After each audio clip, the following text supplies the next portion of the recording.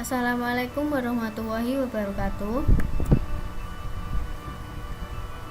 Perkenalkan, nama saya Clara Mita Aprilia.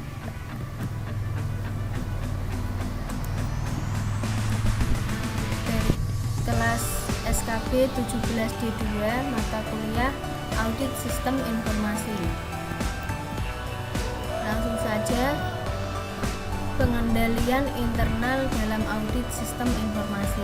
Pesatnya perkembangan peradaban manusia dewasa ini seiring dengan penemuan dengan pengembangan ilmu pengetahuan dalam bidang informasi dan komunikasi yang mampu menciptakan alat-alat yang mendukung perkembangan teknologi informasi. Mulai dari sistem komunikasi sampai dengan alat komunikasi yang searah maupun dua arah atau interaktif. Perkembangan cara penyampaian informasi yang dikenal dengan istilah teknologi informasi atau information technology IT. Definisi audit sistem informasi merupakan suatu proses pengumpulan dan pengevaluasian bukti-bukti yang dilakukan oleh pihak yang independen dan kompeten untuk mengetahui apakah suatu sistem informasi dan sumber daya terkait secara memadai telah dapat digunakan untuk 1. Melindungi aset, 2. Menjaga integritas dan ketersediaan sistem dan data, 3. Menyediakan informasi yang relevan dan handal, 4. Mencapai tujuan organisasi dengan efektif, 5. Menggunakan sumber daya dengan efisien. Tujuan dan lingkup audit sistem informasi. Tujuan audit sistem informasi dapat dikelompokkan ke dalam dua aspek utama, yaitu 1. Conformance atau kesesuaian. Pada kelompok tujuan ini, audit sistem informasi difokuskan untuk memperoleh kesimpulan atas aspek kesesuaian, yaitu confidentiality atau kerahasiaan, integrity, integritas, availability atau ketersediaan, dan compliance atau kepatuhan. 2. Performance atau kinerja. Pada kelompok tujuan ini, audit sistem informasi difokuskan untuk memperoleh kesimpulan atas aspek kinerja, yaitu effectiveness atau efektivitas, efisiensi atau efisiensi, reliability atau kehandalan.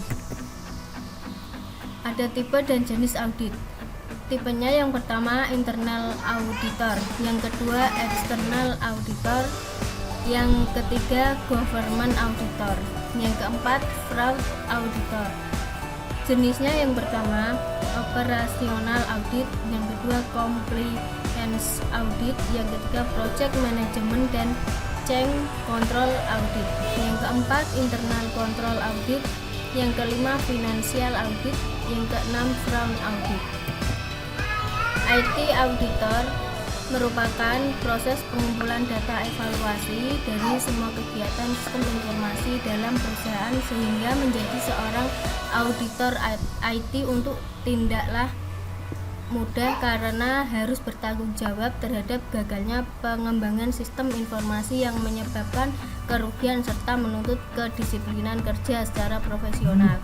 Agar dapat memahami proses audit teknologi informasi, setidaknya harus memahami jenis atau bagian secara umum dari teknologi informasi itu sendiri.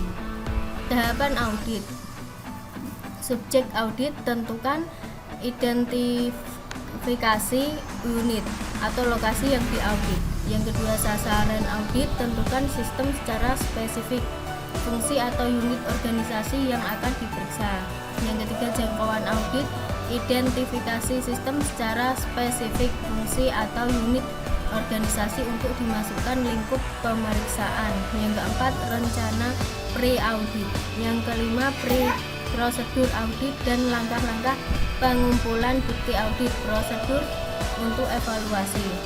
Laporan hasil audit, siapkan laporan yang objektif, konstitutif atau bersifat membangun dan menampung penjelasan audit. Sekian presentasi dari saya. Wassalamualaikum warahmatullahi wabarakatuh. Terima kasih.